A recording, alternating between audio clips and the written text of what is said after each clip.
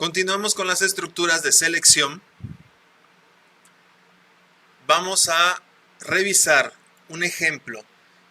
Continuaremos con el caso del cálculo del perímetro de un rectángulo.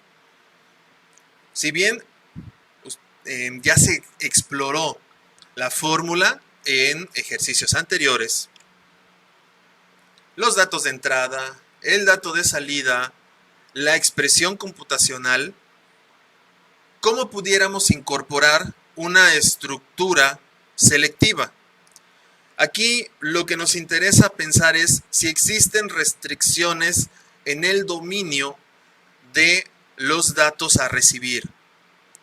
Por ejemplo, podemos tener un rectángulo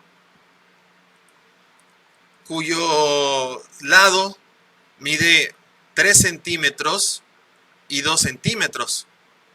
Está bien. Podemos tener un rectángulo que mida 1 centímetro y 0 centímetros. También sería válido. Pero ¿qué pasaría si se ocurriera a una persona dibujar un rectángulo cuyo lado mide 2 centímetros y el otro lado mide 0? No tenemos un rectángulo. Entonces, acá, pues, al realizar los cálculos, nos va a tratar de arrojar un área, el área de una línea. Y es donde, para evitar este tipo de situaciones, vamos a requerir el uso de estructuras selectivas. Ejemplos hay muchísimos. Por ejemplo, si la persona se le preguntó qué horas son, y a partir de la hora, nosotros podemos decir, si la hora proporcionada es menor a las 12 horas, le decimos buenos días. Si es posterior a las 12 horas, pero menor a las 19 horas, le decimos buenas tardes. Y si es mayor a las 19 horas, le decimos buenas noches. Ese sería un ejemplo de cómo aplicar estructuras selectivas en situaciones distintas a los lados de un rectángulo. También pudiéramos preguntarle a una persona su edad. Y a partir de que si nos contesta 15 años, 19 años, 45 años, decir o determinar que es un adulto o que todavía no es un adulto. Si edad persona menor a 18 años, entonces usted no es un adulto. Si no, usted es un adulto. Fin de sí.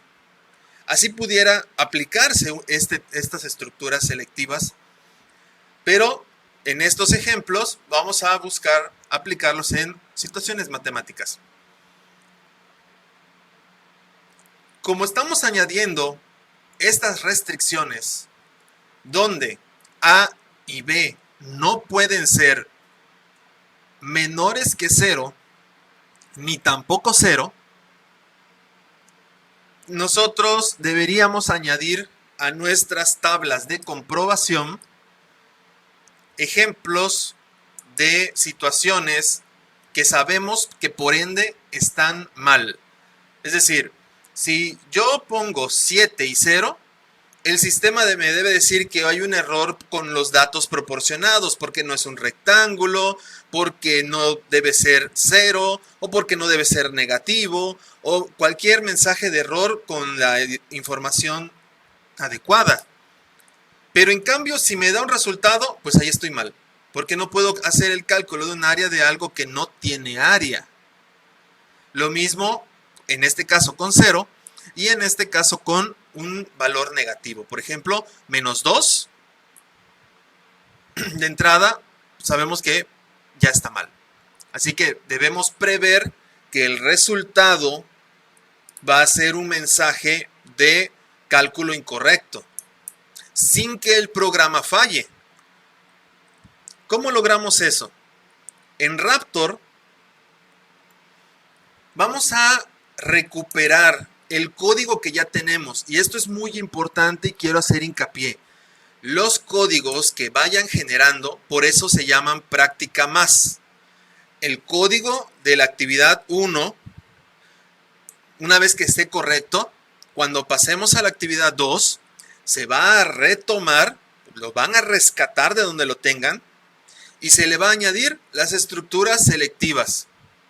Cuando pasemos a la actividad 3, van a recuperar el código de la actividad 2 y se le va a añadir estructuras repetitivas. Cuando pasemos a la siguiente actividad, se le va a añadir la siguiente característica y así continuamente. De tal manera que cada actividad va a ir añadiéndole complejidad a nuestros códigos, haciéndolos más funcionales, más profesionales y con una mayor tolerancia a errores. Esto de cara a nuestros clientes, quienes nos van a pagar por estos servicios o este software que estamos creando, al final van a sentirse satisfechos con lo que se les está vendiendo. Obviamente esto abre la posibilidad de que te vuelvan a contratar. Y bueno, después de que leemos el lado A, podemos hacer la pregunta. ¿Este lado indicado es menor o igual que 0? Si llegara a ser sí, le decimos hay un error. Si es mayor que 0, bueno, pasamos a pedirle el lado B. Y se hace la misma pregunta. ¿Lado B menor o igual que 0? Acá, si llega a cumplirse alguno de esos dos criterios, se lanza otra vez error. Y solo en el caso de que tanto el lado A como el lado B sean positivos, se va a calcular el perímetro y se va a mostrar. Ahora, ¿esta es la única forma de hacerlo? Por supuesto que no. Cuando les muestre las prácticas, vamos a empezar a mover por aquí, por allá. Les voy a dar algunas ideas de cómo el mismo problema puede ser abordado de formas distintas. De donde entonces va a dar pauta a identificar qué es lo que necesita el cliente y quizás cómo quiere el cliente que funcione su aplicación para que nosotros nos ajustemos a ello. ¿Sí? Nosotros tenemos que identificar y a partir de ese análisis diseñar y actuar. Entonces es sencillo. Al código que tenemos hecho, pues solamente será añadir esto. Tenemos otro ejemplo que es el del PCInt. Y acá en la línea 5 es donde se añade la pregunta si ese lado A es mayor que 0. Aquí, cuando se hizo esta gráfica, la captura de este ejemplo, se le manejó un error. Si ya lo notaron, es el mismo error de las diapositivas anteriores. Quien guste probarlo, puede hacerlo, pero tanto este como el otro nos genera un problema. Nos haría el cálculo de un área 0, solamente por un símbolo utilizado. Este símbolo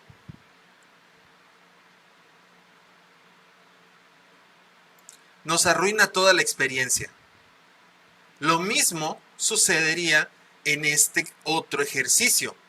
Solamente un símbolo basta para que el programa funcione.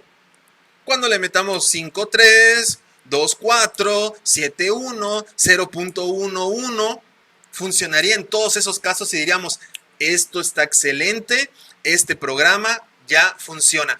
Pero si llega un usuario y de repente en A le pone el valor 0, ¿qué va a pasar?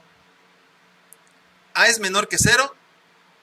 No, no es menor que 0, es igual que 0. Ah, pues voy a continuar por este rumbo. Y de repente nos puede hacer el cálculo de un rectángulo de 0 por 2 centímetros. Solamente porque en lugar de utilizar el símbolo menor o igual, se utilizó solamente el menor. Nos va a generar problemas. Entonces tenemos que ser muy pendientes al momento de escribirlo, pero también al momento de seleccionar nuestros datos para corroborar que el programa falle. Son muy importantes.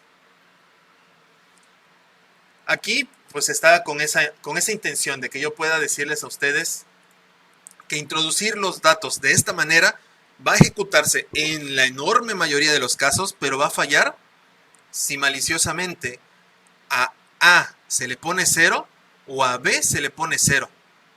Nos va a hacer el cálculo de un área de una línea.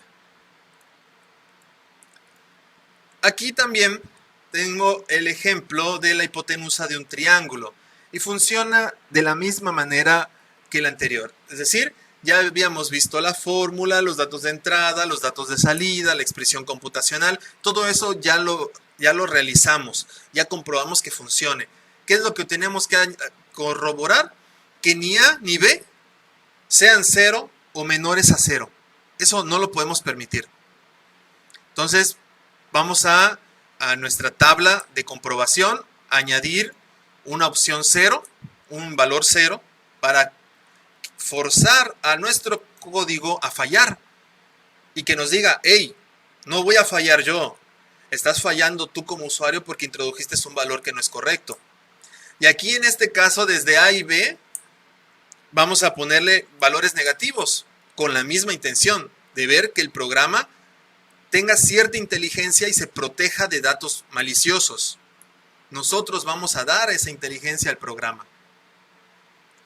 Y así luego no vengan a decir, tu programa no sirve. No, sí sirve porque detectó que lo que hiciste estaba mal. ¿Qué tendríamos que añadir? Pues ahí una selección de que el lado sea menor que 0, falle. Y de que el lado sea mayor que 0, también que falle. Acá pues volvemos a ver esta situación. El uso inadecuado de los símbolos van a causarnos muchos problemas. Y aquí, por contraparte, en PCInt vemos lo mismo. Se añade la selección, se vuelve a preguntar, se hace la siguiente pregunta de selección y si los dos son verdaderos, pues se hace el cálculo.